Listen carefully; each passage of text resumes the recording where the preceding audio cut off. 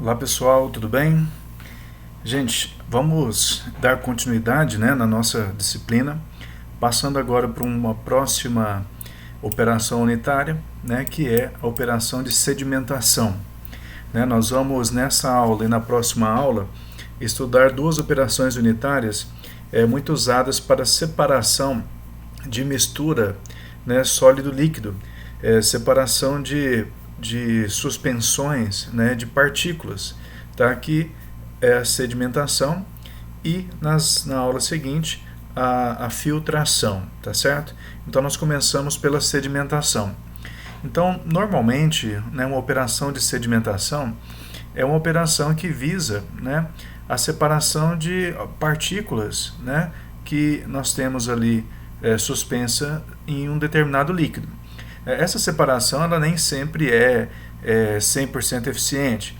Na verdade, muitas das vezes, você tem basicamente um aumento na concentração das partículas em uma parte daquela mistura, separa-se aquela parte mais concentrada dessa parte, por exemplo, menos concentrada, que se forma nesse processo de sedimentação. Então, às vezes, é como se você estivesse produzindo uma suspensão mais concentrada em partículas e uma outra menos concentrada em partículas, tá? Então, no processo de sedimentação tradicional, você tem uma suspensão semelhante a essa, e você, nessa operação, você faz com que essas partículas, sedimentem, formando uma fase mais concentrada, e uma fase menos concentrada em partículas, tá certo? Aqui na ilustração nós temos dois modelos aqui de sedimentadores que são muito comuns, tá? E a gente vai falar com mais detalhes agora nos próximos slides, tá bom? Então, gente, o que seria a sedimentação? É uma operação unitária que promove, a separação sólido-líquido, principalmente de sólidos em suspensão, tá? A sedimentação também é conhecida como decantação ou espessamento, tá? São termos usados também para se referir à sedimentação. Numa operação, uma suspensão de partículas, o que é uma suspensão de partículas? Imagina que você tem, por exemplo, água e areia, Você tem partículas que não estão dissolvidas, elas estão misturadas, dispersas ali, Então você tem uma suspensão de areia em água. Isso é uma suspensão de partículas. Ela é submetida à ação de um campo gravitacional. Normalmente, a gente fala da ação da força da gravidade, fazendo com que as partículas mais densas, aquelas que têm um peso específico maior, uma massa específica maior, com que elas se decantem, tá certo? É comum classificar os sedimentadores em duas classes. Primeiro seriam os espessadores. O que é um espessador? É onde o produto de interesse é a fase particulada, tá certo? Então, quando o seu sedimentador ele é tratado como um espessador, você está interessado nas partículas, naquela fase particulada, naquilo que sedimenta. Ali está, digamos assim, o seu produto, aquilo que você tem talvez o maior interesse, tá bom? Então isso é um espessador. Agora, nós também temos os clarificadores, Os clarificadores são tratados assim quando o produto de interesse é o líquido, tá certo? Aí se o líquido é o que tem mais valor para você, normalmente ele é chamado de clarificador, tá certo? Então seriam duas finalidades diferentes, tá? Trata-se de uma operação muito usada na indústria de minérios, no tratamento de água, Quem conhece tratamento de água, e nós temos uma grande quantidade de indústrias que fazem o seu próprio tratamento de água, sabe que a sedimentação é uma das principais operações desses processos. Então, tratamento de água e efluentes, Muitas indústrias tratam seus próprios efluentes e uma das operações é a sedimentação. Indústrias químicas, no geral, e indústrias de alimentos, tá bom? Então, nós temos muitos sedimentadores nessas indústrias. O mecanismo de sedimentação ele pode ser compreendido por meio de um teste de proveta. Aqui nós temos uma ilustração, né, representando esse teste, o qual baseia-se no acompanhamento ao longo do tempo do deslocamento axial da interface superior da suspensão. Tá? Então, é mais ou menos o que está representado aqui. Ó. Quando nós iniciamos o teste, ó, no tempo zero, nós tínhamos uma suspensão homogênea. Né? Nós não conseguimos distinguir muito bem ali as partículas, o líquido, né? Está tudo muito homogêneo. Depois de um certo tempo, ó, né, um tempo T1, a gente começa a observar que essa parte superior começa a ficar um pouco mais clara, né? Essa parte, uma coloração meio termo, e aqui no final nós começamos a perceber, né, uma concentração maior de partículas. Né? Essas partículas aos poucos vão sedimentando. E depois, né, no final do experimento, nós vamos ver a separação dessa mistura em duas partes, né, digamos assim, uma parte mais clarinha, né, com menos partículas, e uma parte com a concentração de partículas maior, tá certo? Então, num teste proveta, a gente consegue visualizar esses três momentos, tá, digamos assim. Bom, então olha lá, no tempo T0, né, a suspensão apresenta-se homogênea e a concentração da fase particulada é constante em todos os pontos ao longo da altura da proveta. Então, essa etapa aqui representa o líquido, né? Aquela suspensão que você vai fazer passar em um sedimentador, e ela, antes de ir para o sedimentador, ela tem esse aspecto, ela é homogênea mesmo. Né?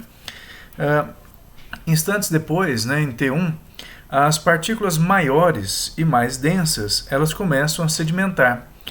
Então, gente, numa mistura dessa, as partículas nem sempre elas são homogêneas, né, do mesmo tamanho. Elas não sedimentam na mesma velocidade. Aquelas mais densas, né, que têm um formato mais próprio para sedimentação, elas sedimentam mais rápido. Né?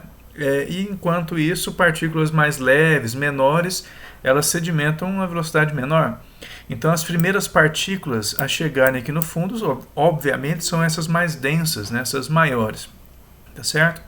Então, essas maiores, mais densas, começam a sedimentar e formar uma fina camada de partículas no fundo da proveta. A gente chama de região de compactação, né, que é essa região aqui no fundo. Tá bom?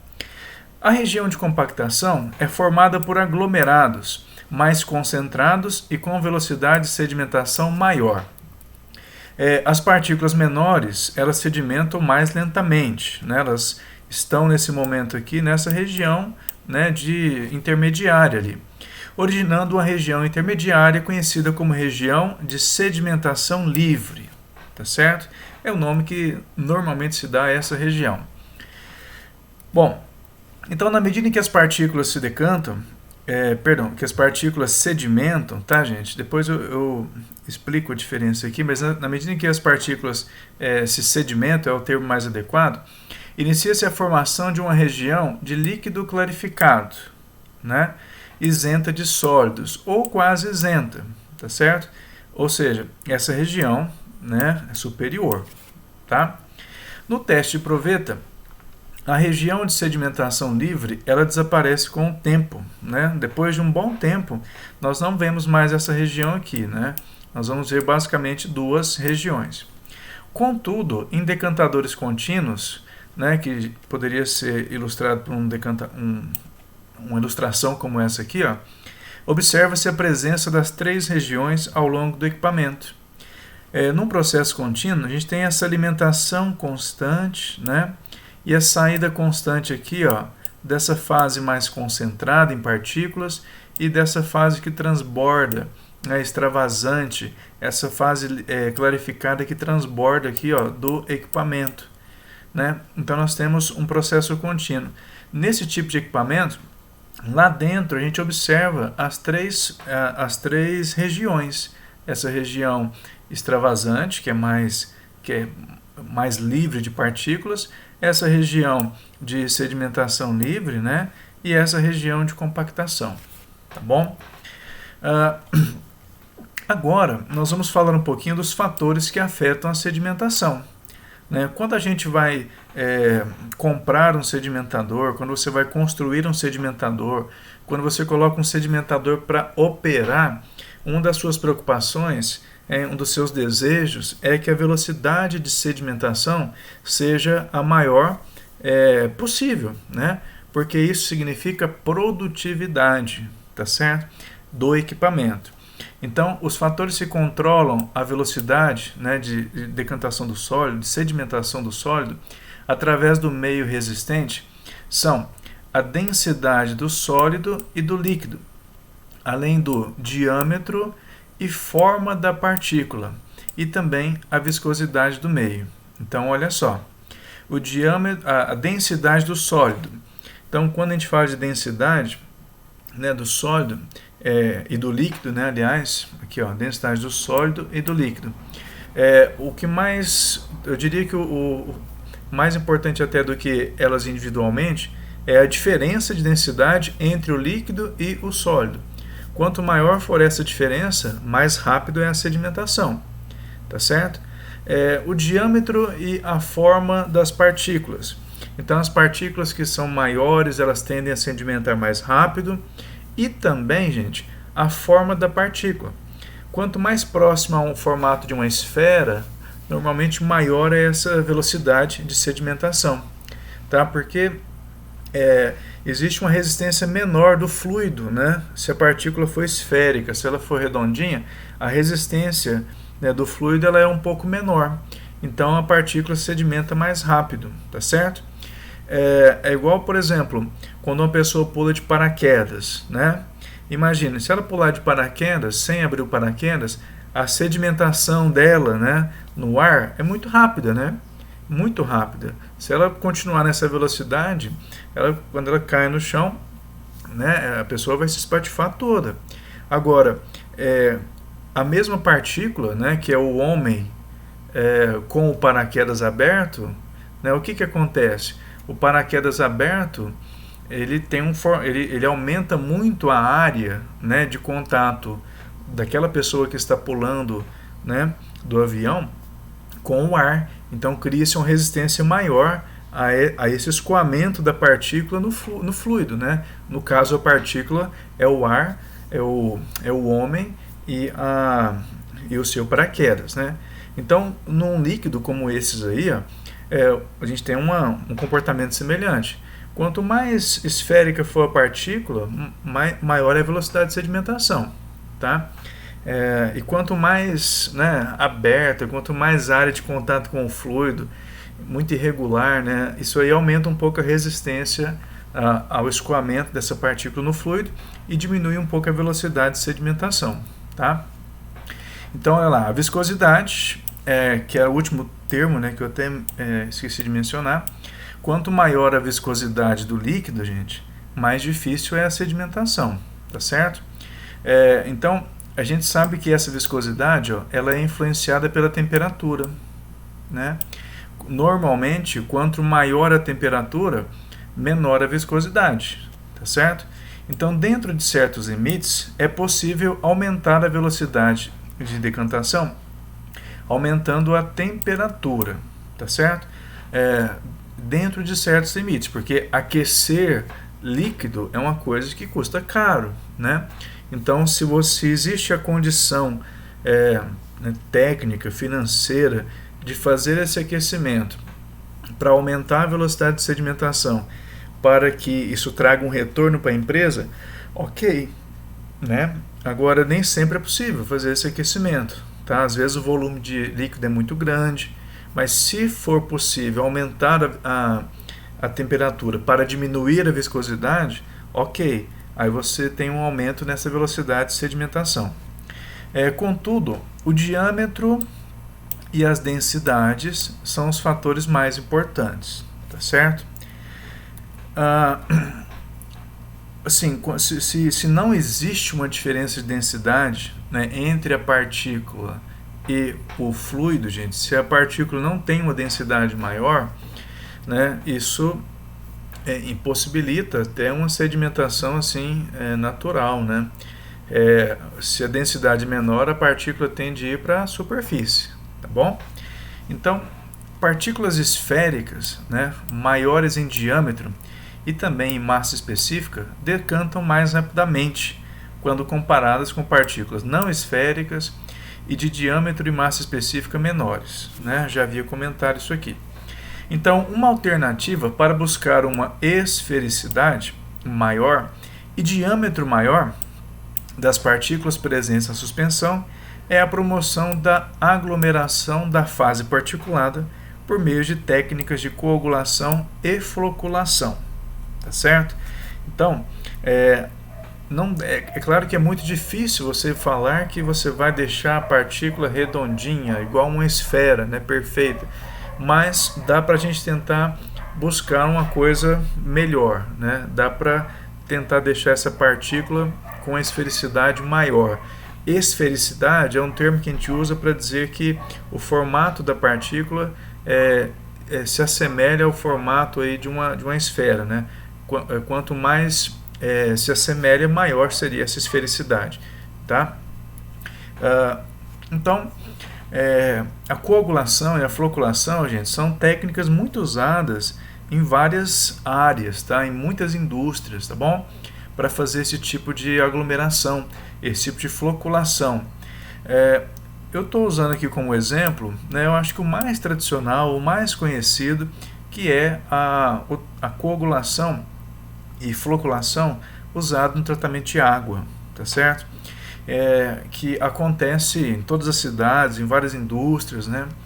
Então a coagulação, ela se refere à neutralização de cargas negativas das partículas, permitindo a aproximação entre elas, tá? O que acontece? Essas partículas, né, que estão presentes, aqui o nosso exemplo é um exemplo relacionado ao tratamento de água, né? Essas partículas que existem numa água suja, uma água de rio, né, por exemplo, nós temos ali partículas de todos os tamanhos, né? Aquelas partículas maiores, elas sedimentam com mais facilidade. Agora, as partículas pequenininhas, muito pequenininhas, principalmente aquelas que têm tamanhos coloidais, né? Ou seja, são muito pequenas mesmo. Essas partículas, gente, elas ficam repletas de cargas negativas em volta dessas partículas. Nós observamos uma grande quantidade de cargas negativas em volta dessas partículas. Essas cargas negativas, né, que vocês podem ver aqui no desenho, está ilustrado aqui, são ânions, né, que estão presentes ali e que se concentram em volta dessas partículas. Tá? Então, como nós temos um excesso de cargas negativas em volta dessas partículas, é como se formassem polos elétricos negativos. E aí essas partículas, quando elas se aproximam umas das outras, ao invés de ficarem aderidas para se aglomerarem, essas cargas negativas, elas fazem com que as partículas sejam repelidas, porque polos de sinais iguais se repelem, né? Então, no tratamento de água, é muito comum utilizar algum tipo de coagulante, tá? Algum tipo de coagulante para que a gente consiga aglomerar essas partículas. Um deles, né, que um dos coagulantes utilizados, assim, dentre outros, né, a gente tem o sulfato de alumínio, sulfato férrico, tem vários. Quando você usa esses compostos, né, por exemplo, com alumínio, o alumínio é um cátion trivalente, né, esse alumínio ele é um cátion 3+. Então, ele entra nesse meio aqui, né, esses cátions, e eles vão, de certa forma, equilibrar, né, esse excesso de cargas negativas. O alumínio tem muitas cargas positivas, então ele equilibra um pouco, né, essa parada aí. Ele vai equilibrar um pouco com esse excesso de cargas negativas, de modo que você tenha uma quantidade de partículas positivas e negativas, partículas não, de cargas positivas e negativas, mais ou menos na mesma quantidade, né, em volta dessas partículas que nós estamos querendo aglomerar, tá? Quando você faz isso, você diminui a repulsão. Essa repulsão, normalmente ela é medida através de um parâmetro que a gente chama de potencial zeta. Tá? Quanto maior o potencial zeta, maior a repulsão. Então, quando você adiciona esses cátions, né, aqui nesse meio, você diminui o potencial zeta, você diminui a repulsão. E essas partículas, quando você diminui essa repulsão, elas conseguem se aproximar e ficarem aderidas umas às outras, formando flocos, né, formando partículas maiores que vão sedimentar com mais facilidade, tá certo? Então, uma das técnicas muito usadas para promover coagulação e floculação é a adição de algum produto químico, né, para fazer essa aglomeração, para permitir essa aglomeração, tá certo? Então, para isto, são usados agentes coagulantes como sulfato de alumínio e o cloreto férrico, tá? A etapa de coagulação é realizada em tanque dotado de agitação intensa. Então, essa mistura aqui, ela tem que ser bastante vigorosa, porque esses íons, né, eles precisam se dispersar em volta dessas partículas, tá certo? Para equilibrar, fazer esse balanceamento de cargas, para que as partículas possam se aproximar uma das outras, para facilitar a mistura entre o coagulante e partículas. Então, a coagulação está associada à redução do potencial zeta, que é essa repulsão que eu mencionei. O potencial zeta é a medida do potencial elétrico entre a superfície externa da camada compacta formada ao redor da partícula e o meio líquido em que ela está inserida. Então, essa é a definição formal para o potencial zeta, né? É um potencial elétrico. Quanto maior é esse potencial elétrico formado, maior é essa repulsão. Tá? E quando você adiciona cargas positivas nesse meio aí, você está diminuindo esse potencial elétrico. Então, para que haja coagulação, o potencial zeta deve ser reduzido a valores que permitam a aglutinação de partículas, a qual se refere à etapa de floculação, ou seja, crescimento, né, desses flocos. A floculação é conduzida em outro tanque sob agitação lenta, para que durante a aglutinação não ocorra a eclosão dos aglomerados. Ou seja, gente, é mais ou menos o que nós temos na ilustração aqui, ó. E o nosso exemplo se refere ao tratamento de água, né?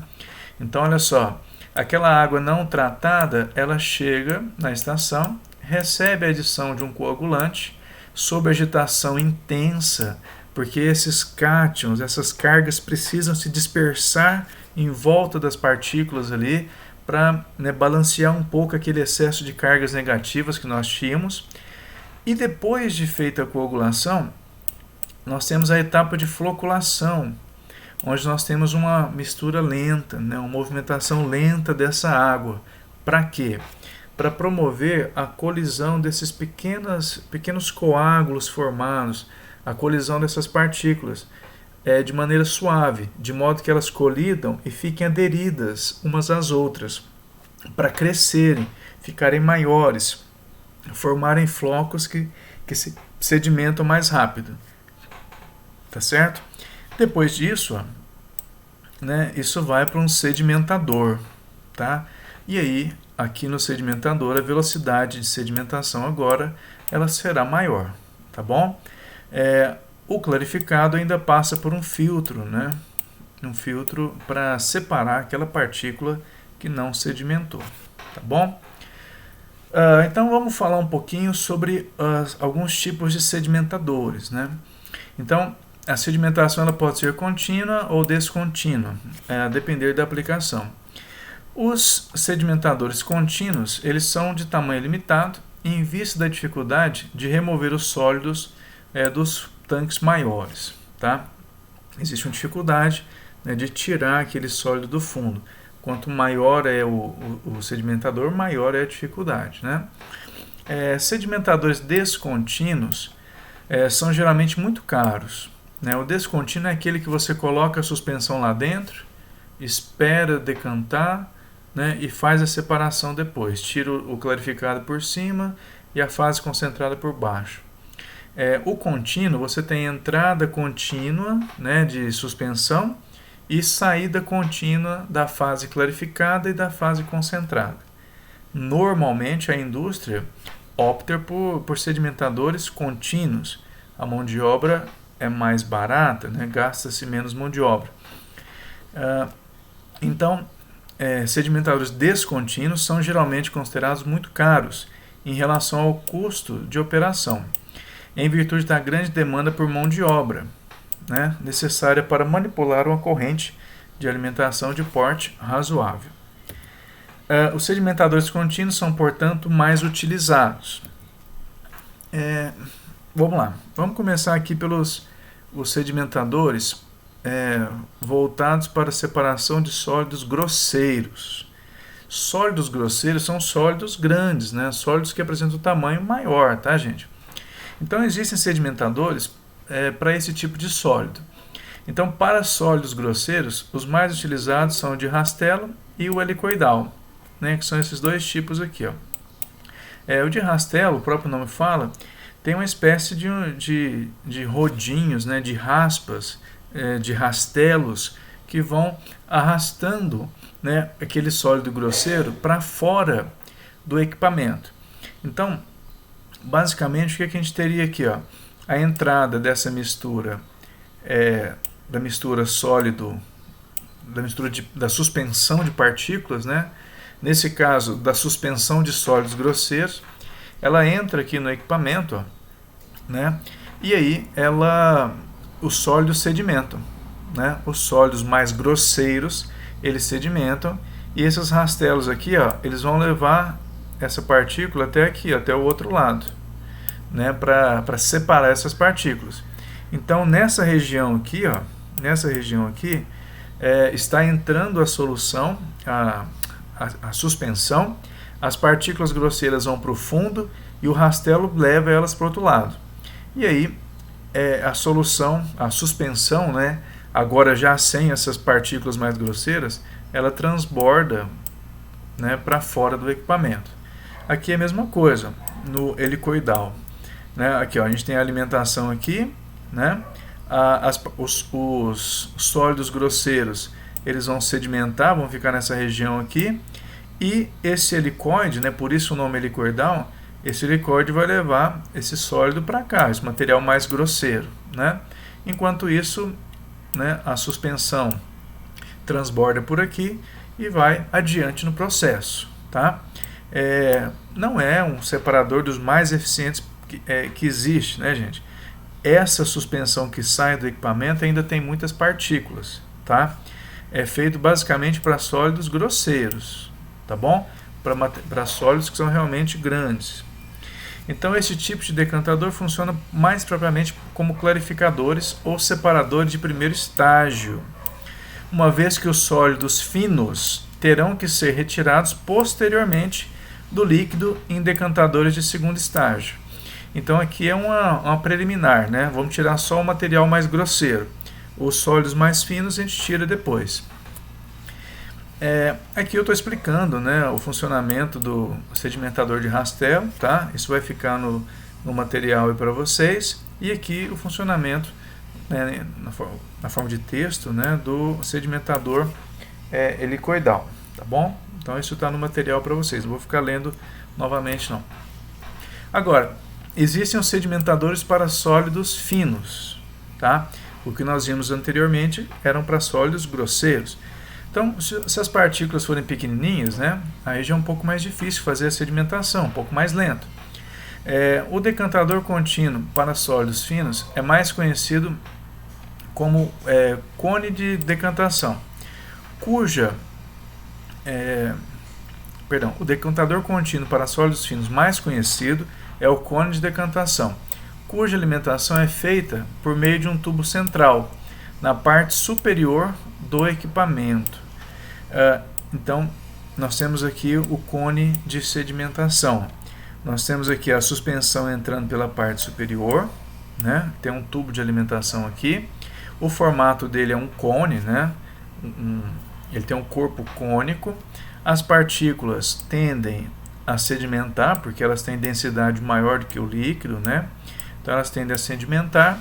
E o líquido, já sem as partículas ou com uma quantidade menor, tende a transbordar por aqui, ó, né, nessas calhas, né, no transbordo que existe na parte superior ali do nosso decantador tipo cone, né?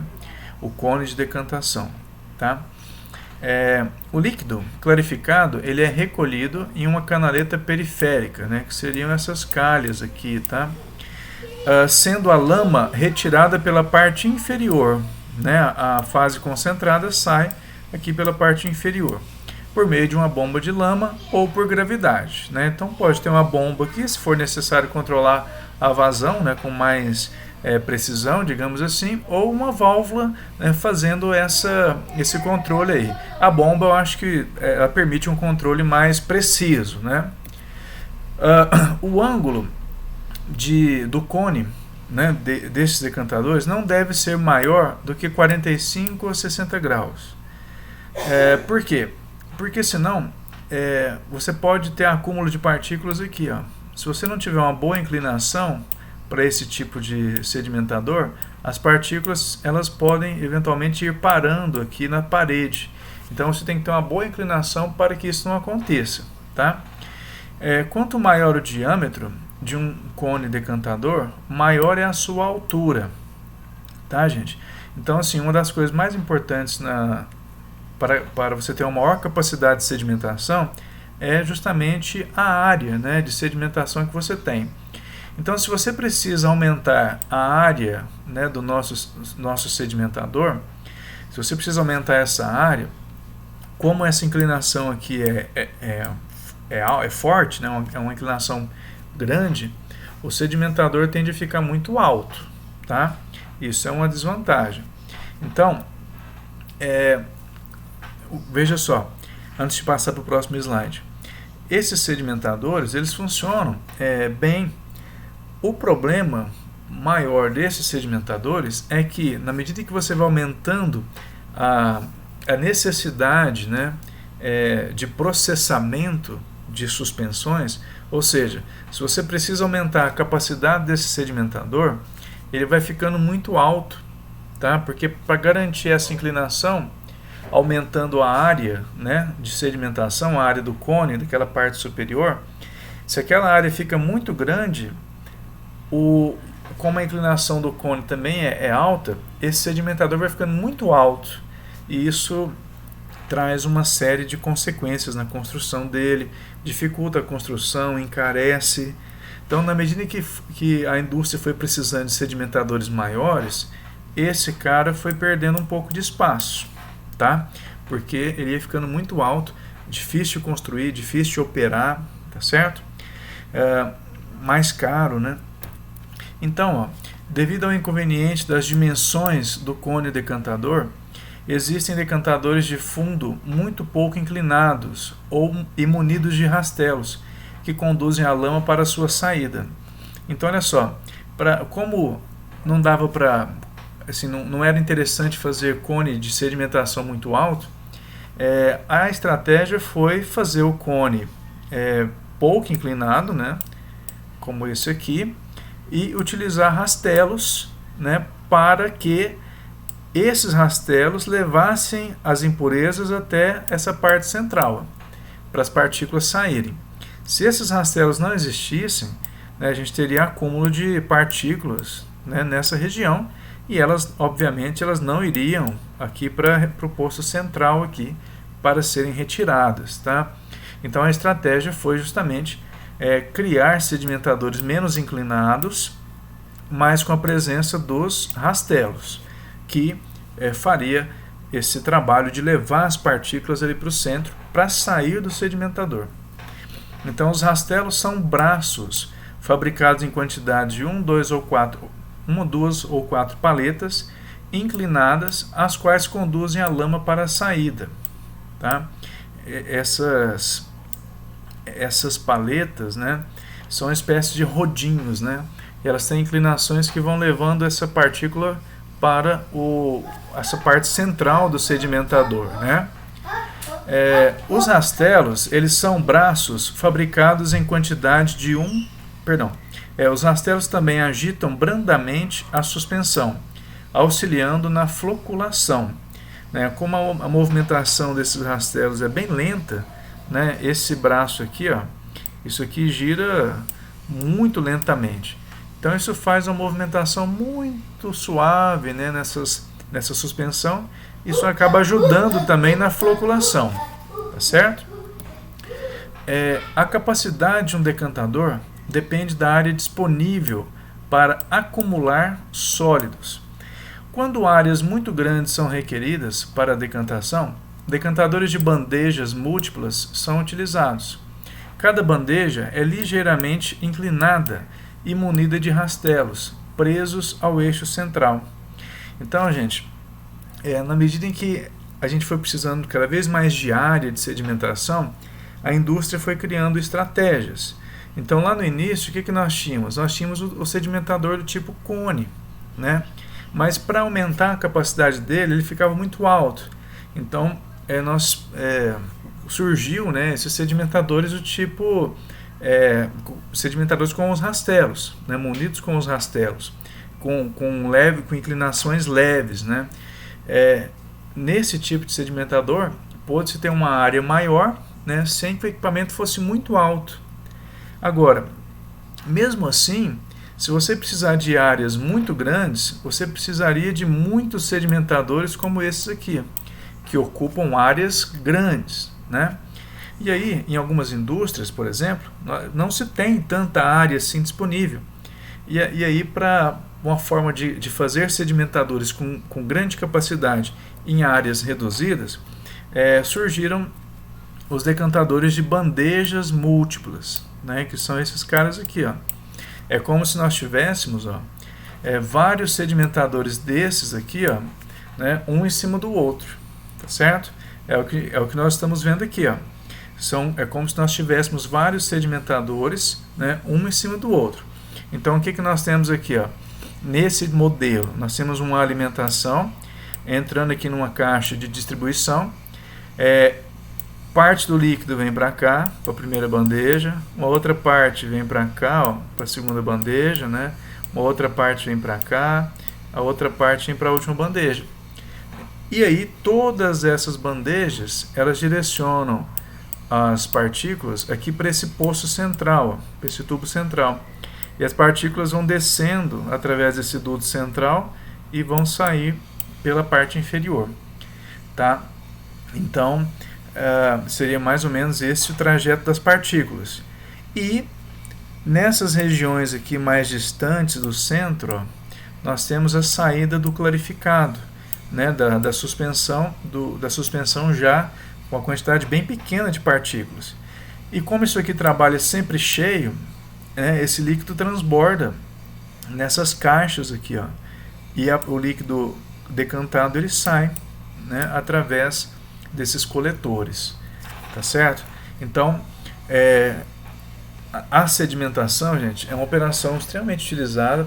A gente tem vários tipos de sedimentadores, né? É super importante a gente conhecer os fatores que afetam essa sedimentação, né? Os fatores que podem aumentar a velocidade de sedimentação, né? Como nós havíamos dito. Os principais tipos de sedimentadores, né? Esses que eu mostrei para vocês são 3 dos mais usados, tá? É claro que existem outros, mas os princípios são semelhantes, tá? Uma característica em comum de todos os sedimentadores, gente, é que dentro deles o líquido ele escoa lentamente, né? Nós não podemos ter turbulência dentro de um sedimentador. O escoamento é laminar, né? Aquele escoamento assim, o líquido tem que escoar devagar, quase parando, porque se existe qualquer tipo de turbulência, as partículas elas não vão sedimentar, né? Elas vão ficar se revirando ali dentro e vão sair pela parte superior, que é o que a gente não quer, tá certo? Então esse regime laminar, né? Esse escoamento lento dentro do decantador, isso é super importante, um processo de sedimentação, tá certo? Eu separei aqui um vídeo, né, que mostra aqui algumas animações, ó, que mostra alguns sedimentadores, né? Nesse caso, clarificador, né? Aqui, nesse caso aqui, ele mostra a separação da partícula e da água. Então, olha lá, É uma animação, claro, né, só para fins didáticos, né, mas dá para a gente perceber, ó, que, como que é essa separação, né? Olha lá, a entrada da mistura sólido-líquido, né? A partícula mais densa indo para a parte inferior, aqui os rastelos que separam, né, essas partículas, né? E aqui o nosso líquido transbordando nessas calhas, né? E a partícula saindo pela parte inferior, na forma de uma lama, né, de um lodo, tá certo? E também eu separei aqui uma outra animação que mostra, né, aqui, ó, um sedimentador, uma animação, né, de um sedimentador funcionando, funcionando entre aspas, né, é um projetinho de um sedimentador e a animação mostrando as raspas, né, girando ali, né, perdão, deixa eu só voltar aqui, aqui, ó, então nós temos, só passar para frente um pouquinho, que ele vai mostrando, né, colocando peça por peça, né, para chegar no ponto, né, de mostrar o sedimentador, a passarela, para você ter acesso, né, àquela parte central, a motores, né, que eventualmente estejam aqui em cima, tá? Então a gente consegue ver mais ou menos esse funcionamento. É um giro lento, tá? Aqui na animação a gente percebe uma velocidade de giro maior do que o normal, tá? A rotação é bem lenta mesmo, tá, gente? Não é nada muito rápido, porque senão você provoca turbulência, você vai remexer muito o líquido e você acaba fazendo que as partículas revirem e vá para a parte superior do equipamento, tá?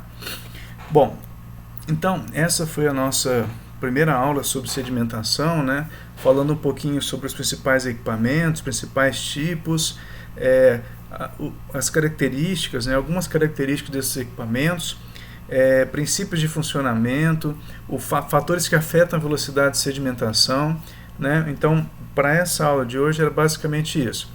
Se tiver alguma dúvida, né, eu vou estar online para a gente bater um papo e eu vou deixar uma atividade de fixação desse conteúdo para vocês entregarem, tá certo? Beleza, gente? Até mais tarde. Valeu!